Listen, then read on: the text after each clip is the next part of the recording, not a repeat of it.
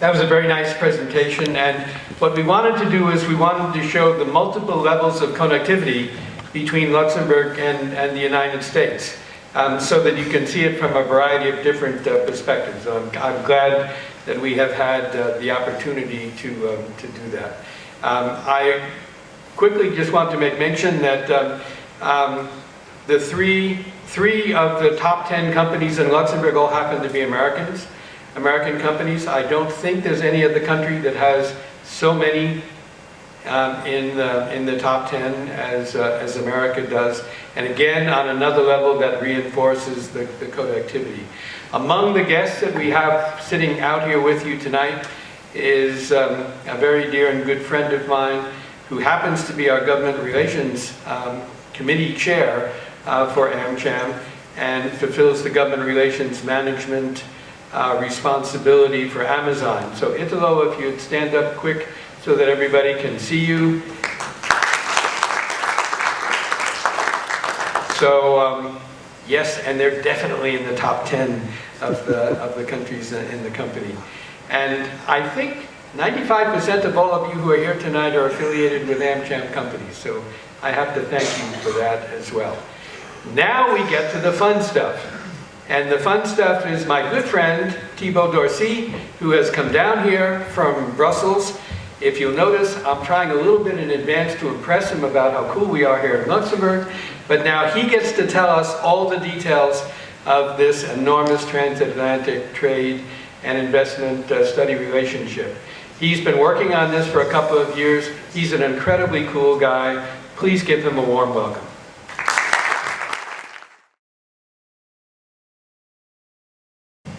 You really don't need to convince me about how cool Luxembourg is. I'm already convinced. So good evening, everyone. So I'm surprised we've got a great audience coming out on a gloomy Wednesday evening in November under the rain to come and listen to stats about the transatlantic economy. So I try to keep it lively tonight. What I want to do briefly is first tell you a story about the transatlantic relationship, which is not too dissimilar to what we've heard from the ambassador, but one way potentially to look at the relationship. That's one thing. I will go through a few kind of key findings from the report that Paul has mentioned. I won't bore you with all the details. Everybody can get a copy if they want to, but I'll kind of highlight a few of those points. Then I'll talk about why this matters for Luxembourg, the kind of so what question, and then finally talk a bit about what's next. That's the moment where I get my crystal ball out and get into the kind of icy business of predictions or not.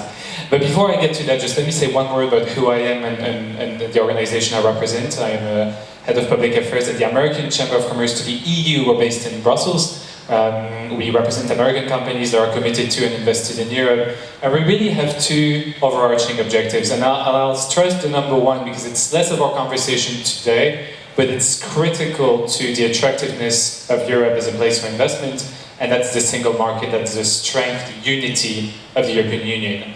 American companies are strongly committed to the EU, to the single market. That's the main driver of foreign investment. And even though that's not our conversation tonight, I think it's important to stress, because Luxembourg, as you know, the other member states of the EU, has a key role to play in making sure that we actually strengthen the single market.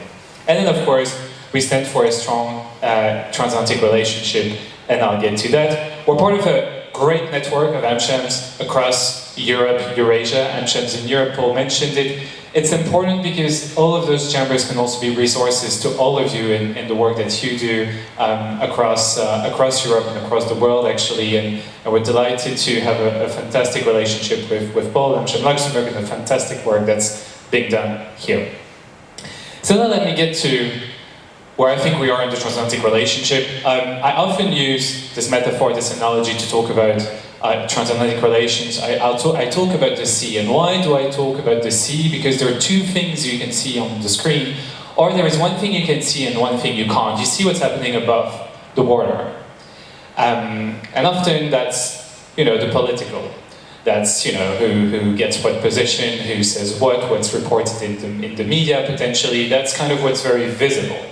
And it's important because if you're on your boat and all of a sudden there is a storm or there is great weather or there's a bit of wind, that has an impact on you and your boat and what happens. And it's important. But there is something else on the screen that we don't see. It's what's happening under the water. And when it comes to the transatlantic relationship, that's the economic relationship that brings, that ties the two sides of the Atlantic together. And I mentioned that because often there is a tendency to focus a lot on the politics for obvious reason, and it's important and that can have an impact. But there's a deeper connection on the economic level. There's the largest market in the world that brings those two sides of the ocean together. And so that's what I want to dive into a little bit. So let's watch a quick clip, that summarizes what this economic relationship is about. But maybe five facts that I think are relevant to the conversation that we're seeing out there. I kind of will quickly go through them. I'll talk about the trade relationship and sometimes how it could be potentially a bit too abruptly summarized to trading goods, and I'll get into some of that and how we can potentially look slightly differently at the relationship. I'll talk about the energy landscape because that's one of the big revolutions that we're seeing in our economic relationship over the last 2 years. I'll talk about strategic dependencies, and I'll talk about China as well. And I think the point I'm trying to drive here is there needs to be, as we look at the transatlantic economy, a degree of detail and care as we kind of think about the size of that relationship and what it really means. The numbers you've seen in the video basically tell one story, which is that the two sides of the Atlantic are each other's geo-strategic base, geo-economic base. What does that mean? It means that in a complex world, we've seen the video as well, a lot of challenges that companies are facing, from geopolitics to supply chain disruptions to some of the consequences still of COVID-19, what that has shown us about dependencies around the world. The EU and the US can rely on each other. It's a strong economic base. And why is that? Because you've got companies that are deeply invested on both sides. You've got European companies in the US. They're a big part of the industrial base in key states. But here in Europe, and we've heard about Luxembourg just now, it's the same, but American companies are deeply invested, committed, and part of that story as well. And so we are actually quite lucky as we live on one side or the other of the Atlantic to be part of that story, of this strong partnership that basically has 1/3 of global GDP, that still represents half of the world consumption power. And so it's powerful, and it's something that is really a base that our companies are using to build on. So that's the first point I wanted to make. Secondly, the study that I'm presenting, we've been running this for 20 years, Ben Hamilton, Joe Quinlan back in the US with Hopkins University. And from the beginning, one of the main points they've been trying to drive through the study is a range of metrics can be used to measure the size of the transatlantic economy. Very often when we look at kind of foreign trade, we tend to focus on trade in goods, mostly. And trade in goods is really important because when you look at the numbers, they're massive, and so people think of ships, they think of planes, and they see goods moving across the Atlantic, and that's a big part of our commercial relationship. But it only shows one part of it. And so what's important is to look at the other ways in which companies, both American and European, are doing business across the Atlantic, and that's including through, for example, affiliates. The fact that companies that have just been mentioned have set up shop in Europe. They're not necessarily trading back and forth across the Atlantic because they've got facilities here in Europe, manufacturing, part of supply chains that are global, and they're actually already here. And so those are some of the investment figures that you don't see if you only look at the goods, for example, that go back and forth. One limit as well of that is you're not looking at services either, which is a growing part of the transatlantic economy that is mutually beneficial for both sides. And so the report really tried to drive home that point. And so if we look at I think there's only 1 or 2 slides, I promise, in this presentation. If we look at the slide right here, the first column that you see is actually foreign affiliate sales across the Atlantic, which goes up to 6.9 trillion euros. So that's not trade, it's sales through companies that are active on both sides of the Atlantic. To compare it with the trade figures, you need to go to the 4th bar. So that's the total if you add up trade, goods, services across the Atlantic. And so that's just to give you a sense that if we only look at trade, we're only seeing one part of the power of that relationship. And then you could compare it with different parts of the world, and you see also which are the parts of the world that are kind of the strongest partners for the US from a commercial standpoint. And so this is just to drive the point that indeed there are different ways of looking at this. Here we're looking at investment outflows from the US to different parts of the world. The last column, 23, it's not the full year, so it gives a slightly wrong impression. If you look at 22, blue bar is Europe. You compare it to the purple bar, that's the BRICS. You compare it to the yellow bar, that's China. So the total stock of US FDI in Europe is actually 4 times more than US investments in the entire Asia-Pacific region. If you look at 2023, new US FDI in Europe, that's 6 times US FDI in the BRICS, 20 times US FDI in China. And so, you know, as we, again, look above the water at some of the narrative and some of the stories, potentially that's one point that sometimes gets missed because we take this relationship sometimes for granted because we're used to it working so well, we're used to it working seamlessly. And so those numbers just show the density of the ties.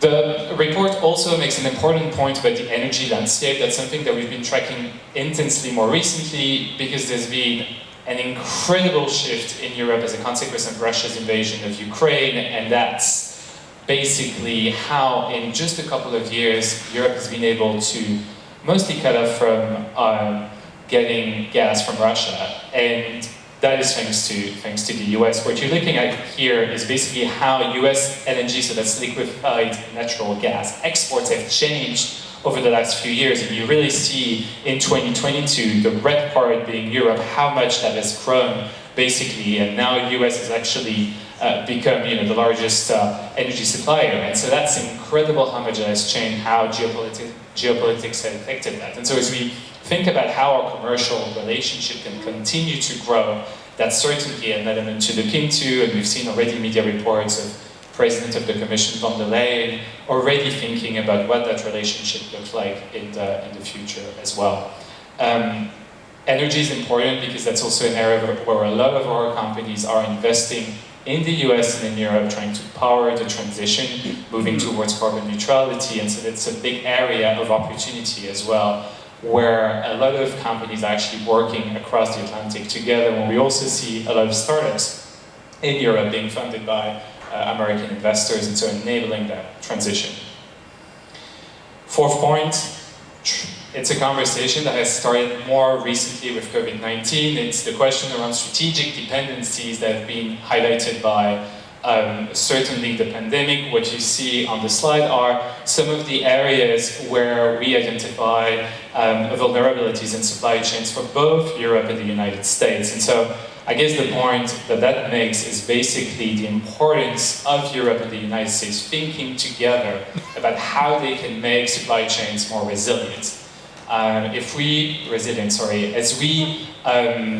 believe in shared values, as we have similar economic interests, how can we think about strengthening our supply chains and limiting our dependencies together, which is why you're hearing this term de-risking coming up more and more, which is a corporate strategy of a lot of companies that are rethinking their global activities to limit their exposure in different markets, but that's also a government strategy, and so that's going to be one of the areas interesting to watch.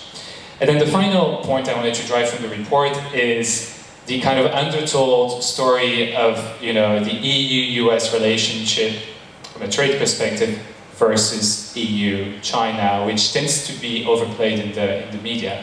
And so you just have on the screen here 3 stats that I think kind of say it all in terms of where we are today. You look at EU-US goods and services trade, and you compare it to EU-China trade, 34% higher. You look at US-China trade, that's 53% higher. So again, just to have some perspective on, you know, where the different relationships are, we look at it here in EU services trade with the US, that's 4.6 times larger than EU-China services trade. And then we actually have a stat on US states where 48 out of the 50 US states export more to Europe than to China. So I think those stats just drive the point home of the importance of the transatlantic relationship and why the cooperation is so critical. Why does it matter for Luxembourg? The previous speakers went through some of those numbers, so I won't dive in too much. It's in the report itself. We see US services being, exports being one of the big areas, obviously for reasons around the financial services industry. What I think is important is to think about, okay, what does it mean for Luxembourg and what can people in this room do when it comes to this relationship? What we continue to need is people that speak up about the importance of those ties, what they mean from a business perspective, the interconnectedness that we see across the Atlantic. And from a European Union perspective, member states that speak up about the importance of strengthening those ties as well. And so as we get into a new era on both sides of the Atlantic, we have a European Commission that was literally voted in this morning in the European Parliament in Strasbourg. We have a new administration coming in a few weeks. What does that relationship look like? And from a European Union perspective, it will be shaped by what the member states also want. And so I think as part of those conversations, it will be important to see in Luxembourg, as in many other countries, a strong voice that speaks up for that relationship and the mutually beneficial impact it has.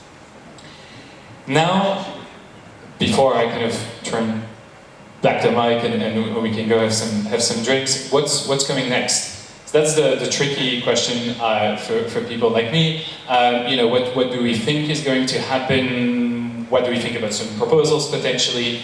And so rather than talking about what might happen, what potentially could be, the policy of the next administration, how indeed, to the ambassador's point, other partners may or may not react, what I will tell you is I will tell you about what I know. But what I know about is the role that the business community will need to play.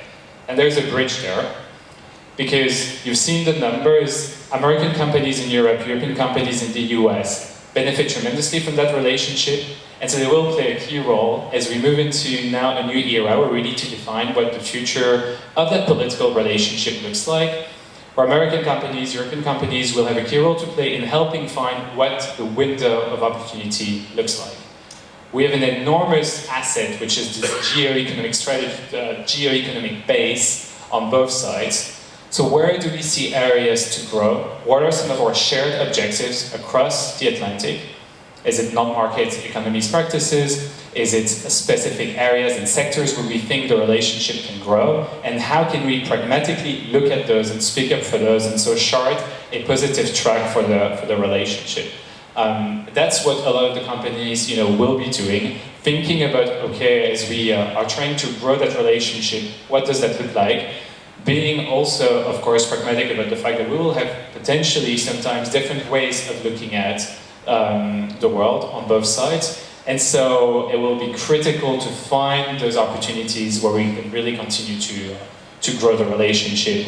From a US business perspective as well, of course, it will be critical to continue to support as much as possible open trade. It's a message that we've been sharing in Europe for many years. We've called out things where we thought they didn't make sense from a protectionist standpoint, where we thought they were not recognizing the importance of having an open economy. That's something that's understood very well in Luxembourg. And so that will be a part of the conversation as well as we try to partner with both EU and US policymakers to chart a positive era for transatlantic relation. Not to say that all of this is going to be easy. I think some of what we're hearing, of course, gives a sense that there will be a testing time for the relationship. We also see a lot of areas where there are opportunities to grow and where the commercial impact can be huge on both sides of the Atlantic, so we'll do our best to focus on that. And I'll stop there. Thank you very much.